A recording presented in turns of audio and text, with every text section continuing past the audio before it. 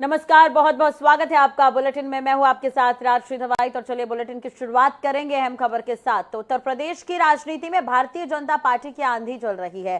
विधानसभा चुनाव 2022 में प्रचंड बहुमत के साथ दोबारा सत्ता पर काबिज होने वाली बीजेपी ने विधान परिषद के चुनाव में भी परचम लहराया है।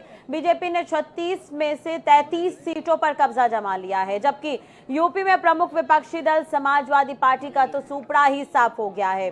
बीजेपी के अलावा 2 सीट पर निर्दलीय प्रत्याशी जीते हैं, जबकि 1 सीट पर राजा भैया की पार्टी जन सत्ता दल लोकतांत्रिक को जीत मिली है। विधान परिषद चुनाव में सपा ने 36 में से 34 सीटों पर अपने उम्मीदवार उतारे थे, तो 2 सीटें सहयोगी पार्टी राष्ट्रीय लोकदल को सौंपी थी। हालांकि नामांकन के दौरान 4 जगह पर सपा प्रत्याशी के पर्चे छीने जाने के हंगामे और आरोपों के बीच नामांकन नहीं कर पाए थे। फिर सपा आरएलडी प्रत्याशी के नाम वापस लेने के चलते 9 सीटों पर बीजेपी प्रत्याशी निर्विरोध जीत दर्ज करने में सफल रहे। विधान परिषद के चुनाव परिणाम में यूपी की कुल 36 सीटों में से बीजेपी ने 33 सीटों पर कब्जा जमा लिया है। हालांकि इस चुनाव में वाराणसी सीट से बीजेपी को हार का मुंह देखना पड़ा है। 3 निर्दलीय उम्मीदवारों ने आजमगढ़, वाराणसी और प्रतापगढ़ सीट पर कब्जा जमाया है।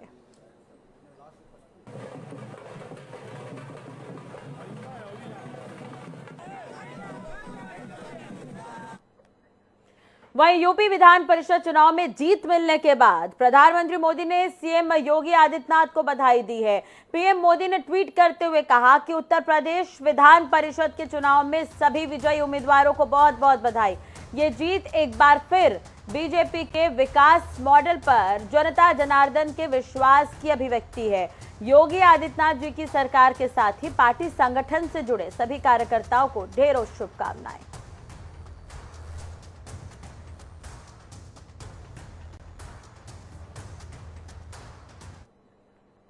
विधानसभा चुनाव के परिणाम में बीजेपी को प्रचंड बहुमत मिलने के बाद दोनों डिप्टी सीएम केशव प्रसाद मौर्य और ब्रजेश पाठक के साथ यूपी बीजेपी प्रदेश अध्यक्ष स्वतंत्र देव सिंह ने सीएम योगी को बधाई दी। और इस दौरान मंत्रिमंडल और संगठन के पदाधिकारियों ने भी सीएम योगी को बधाई दी है। ये तस्वीर भी हम आपको दिखा रहे हैं।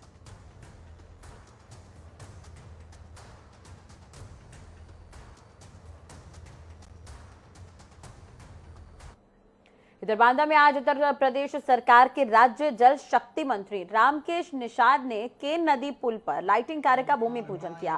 साथ ही कलेक्ट्रेट परिसर में बने महर्षि वामदेव उद्यान का लोकार्पण किया। इस दौरान राज्य मंत्री ने कहा कि प्रदेश सरकार की ओर से प्रदेश को विकसित देखने और सुंदर रखने के लिए कई योजनाएं चल रही हैं, जिसे जारी रखते हुए आज उन्होंने बांदा के नदी आरती स्थल और केन नदी पुल पर लाइटिंग के कार्य का शिलान्यास किया है। उन्होंने कहा कि पूरे बुंदेलखंड और प्रदेश में विकास हो रहा है।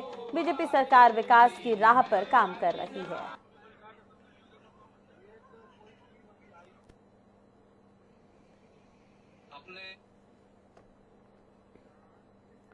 उत्तर प्रदेश के परिवहन मंत्री दयाशंकर सिंह आज रोडवेज बसों का अचानक निरीक्षण करने पहुंचे। निरीक्षण के दौरान परिवहन मंत्री अचानक एक बस में चढ़ गए और बस में मौजूद कंडक्टर से उन्होंने सवाल जवाब किए। साथ ही उन्होंने बस के यात्रियों से परिवहन की व्यवस्थाओं के बारे में भी जानकारी ली। दयाशंकर सिंह ने यात्रियों से बस की साफ सफाई के बारे में पूछा।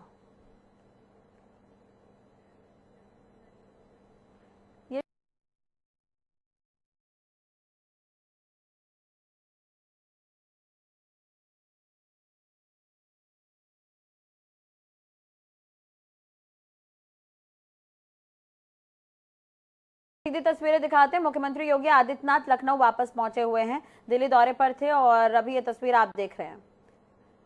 किसी कार्यक्रम में शामिल होने के लिए यहां पर योगी आदित्यनाथ पहुंचे हुए हैं। तस्वीर हम आपको दिखा रहे हैं, मंच पर मौजूद हैं।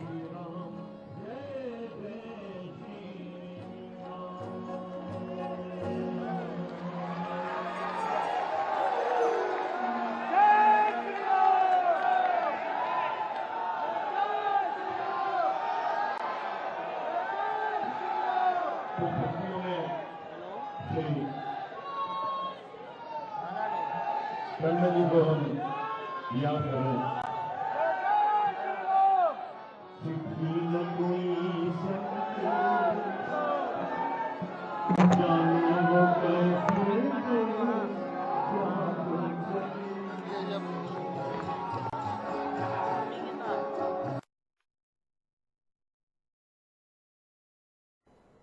तो जनता टीवी पर एक्सक्लूसिव ये तस्वीर आप देख रहे हैं। लालजी टंडन को आज याद किया जा रहा है।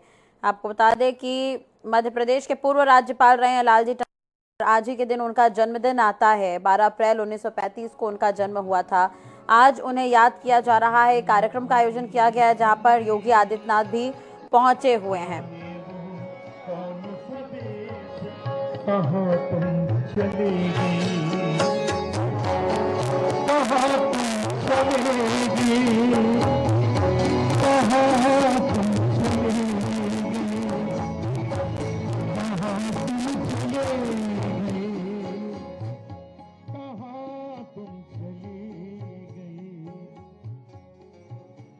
हमसे ये छुड़ा कर हाथ न देकर सबका साथ, न जाने तुम कहाँ गए, न जाने तुम कहाँ गए, कहाँ तुम चले गए, कहाँ तुम चले गए, कहाँ तुम चले गए।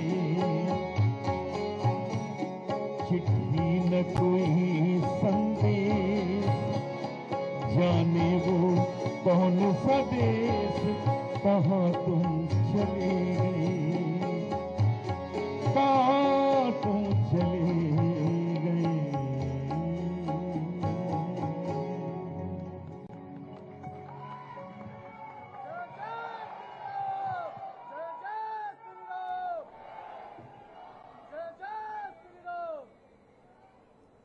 राजनीति की एक ऐसी दिशा जिसमें सदाशयता है, जिसमें सहृदयता है, जिसमें उपलब्धता है और समाधान है।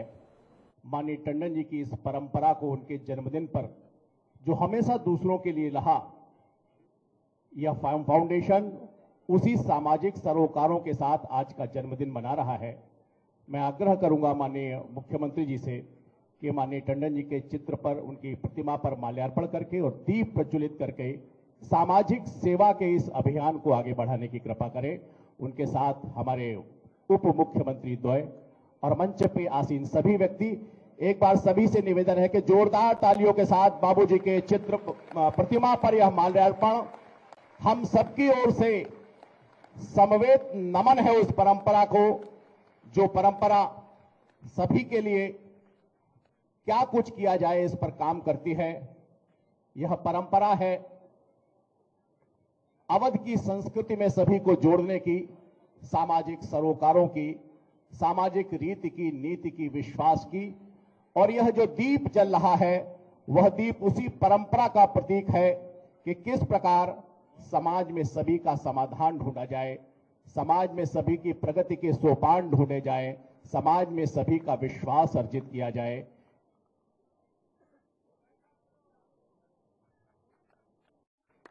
एक बार सभी की जोरदार तालियां।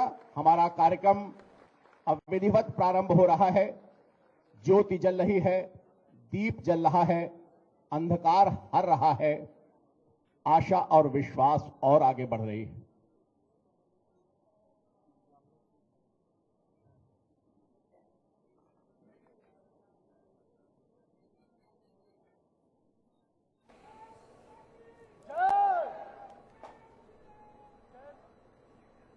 तो भजन संध्या और सम्मान समारोह का आयोजन ये लखनऊ में किया गया है, जहां पर योगी आदित्यनाथ पहुंचे हुए हैं। दरअसल लालजी टंडन जिनका जन्मदिन है आज, उन्हें याद आज किया जा रहा है। बढ़ते दूसरी खबर की ओर, तो टीम 9 की बैठक में सीएम योगी ने निर्देश दिए हैं। मीटिंग में शामिल अफसरों को सीएम के निर्देश कि सरकारी कार्यालयों में लंच टाइमिंग को लेकर उन्होंने कहा है कि भोजन अवकाश आधे घंटे से ज्यादा ना हो। सीएम ने यह भी कहा कि मुख्यमंत्री कार्यालय को इसकी शिकायत मिली थी, जिसके बाद इस पर चर्चा हुई है। लंच टाइम में कर्मचारी घंटों गायब रहते हैं, जिसके बाद सीएम ने यह निर्देश दिए हैं।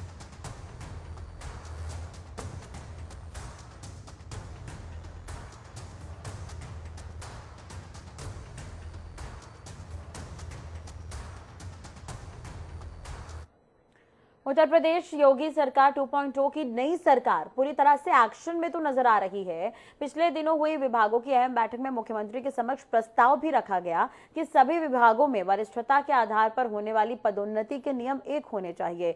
ऐसे में जब सरकारी विभागों में कार्यरत कर्मचारियों से बातचीत की तो उनका कहना था कि अगर ऐसा होता है तो सरकार का ये कदम बेहद सराहनीय होगा, क्योंकि वरिष्ठता के आधार पर होने वाली पदोन्नति के लिए कई नियमों का सामना करना पड़ता है।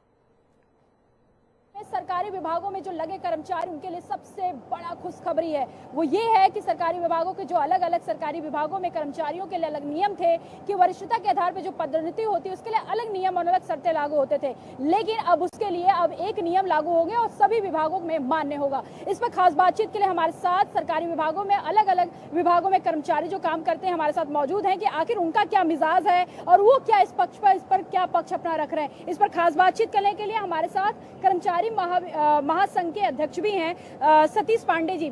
सतीश जी, इस पर आप क्या कहेंगे? वरिष्ठता के आधार पर जो पदोन्नति के लिए अलग अलग विभागों में नियम थे, लेकिन अब जो होंगे नियम शर्तें एक होंगी। जैसा कि अखबारों में पढ़ रहा हूं, उस हिसाब से कार्मिक विभाग की ये पहल स्वागत योग्य है। बहुत सारे कर्मचारी छोटी मोटी जांचों में फंसे रहने के कारण वो पदोन्नति से वंचित हो जाते थे और उसका परिणाम ये होता था कि उनसे कनिष्ठ कर्मचारियों की पदोन्नति पहले हो जाती थी, जिसकी वजह से माननीय उच्च न्यायालय में और सर्विसेज ट्रिब्यूनल में मुकदमों की संख्या काफ़ी बढ़ जाती थी। तो कार्मिक विभाग यदि ऐसी कोई नीति ला रहा है तो निश्चित रूप से अच्छी नीति होगी, लेकिन जब तक आती नहीं तब तक उस पर बहुत स्पष्ट रूप से कह पाना बड़ा मुश्किल काम है। तो मुझे पूरा विश्वास है कार्मिक कोई ऐसी नीति बना रहा होगा जिससे एक नीति होगी तो उसमें कर्मचारियों का लाभ होने वाला। क्या आप मानते हैं कि जो पहले की नीतियां थी वो स्पष्ट नहीं थी? नहीं, स्पष्ट थी, लेकिन जिस तरह से अभी जो कह रहे हैं कि जैसे कुछ छोटे मोटे दंड अगर मान लो कर्मचारियों को मिले हैं या उनकी कोई विभागीय जांच चल रही है तो उसमें उनके द्वारा कारित कृत जिसकी जांच चल रही है उसका क्या नेचर था, कितना गंभीर था, इस तरह की कुछ समीक्षा की जाएगी, तब उसकी पदोन्नति पर विचार किया जाएगा। तो ये थे सतीश पांडे, ये तमाम कर्मचारी थे। इनका साफ तौर पे कहना था कि जो योगी आदित्यनाथ के समक्ष जो प्रस्ताव रखा गया कार्मिक विभाग की ओर से उसको लेकर हम 100% सहमत है, क्योंकि लगातार जो छोटे मोटे जांच में फंसते थे अधिकारी, उनको कहीं ना कहीं जांच का सामना करना पड़ता। तो जांच के सामना के तकरीर में कहीं ना कहीं जो कनिष्ठ वर्ग के कर्मचारी थे उनको पदोन्नति मिल जाती थी और वो सामना ही करते रह जाते थे। कैमरा रियाज के साथ मैं जया सिंह, जनता टीवी, लखनऊ। उत्तर प्रदेश के परिवहन मंत्री दयाशंकर सिंह आज रोडवेज बसों का औचक निरीक्षण करने पहुंचे। निरीक्षण के दौरान परिवहन मंत्री अचानक ही यहां पर एक बस में चढ़ गए। बस में मौजूद कंडक्टर से उन्होंने सवाल जवाब भी किया, साथ ही बस के यात्रियों से परिवहन की व्यवस्थाओं के बारे में जानकारी ली। दयाशंकर सिंह ने यात्रियों से बस की साफ सफाई के बारे में भी पूछा। साथ ही बस और ड्राइवर और कंडक्टर को यहाँ पर वर्दी पहनने की सख्त हिदायत दी है। असुविधा तो नहीं आप लोग की? नहीं, सब ठीक है? सब ठीक, सबके टिकट कटे हैं ना? हाँ? ये अनुबंधित है? जी सर। हाँ? सभी लोग के टिकट है? कितने टिकट काटे हो? 38। हाँ? 38 कटे हैं। सफाई वफाई हो गई है ना?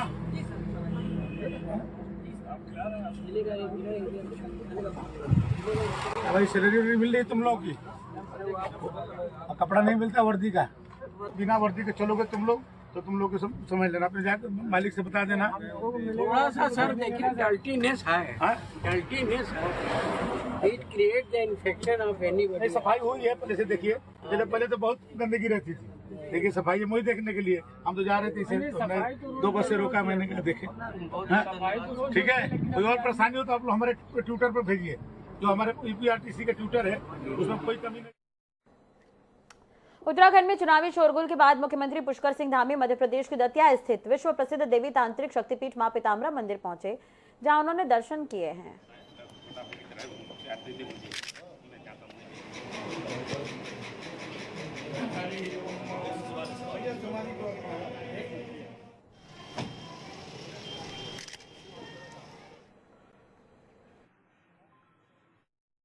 राजधानी देहरादून के घंटाघर से महज 70 से 80 किलोमीटर दूर स्थित लोहारी गांव जुबान में है। दरअसल यमुना नदी पर बनने वाली 120 मेगावाट की व्यासी जल विद्युत परियोजना के कारण डैम में पानी भरना शुरू हो गया है, जिसके चलते लोहारी गांव खाली करवाया जा रहा है। अब जनता का आरोप है कि बिना कोई इंतजाम किए उनको उनके पुश्तैनी घरों से बेदखल कर दिया गया है।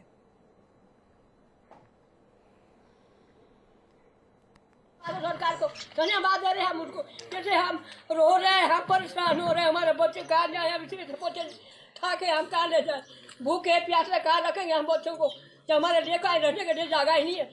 भला हो जाएगा, उस चौहान का भी भला हो जाएगा।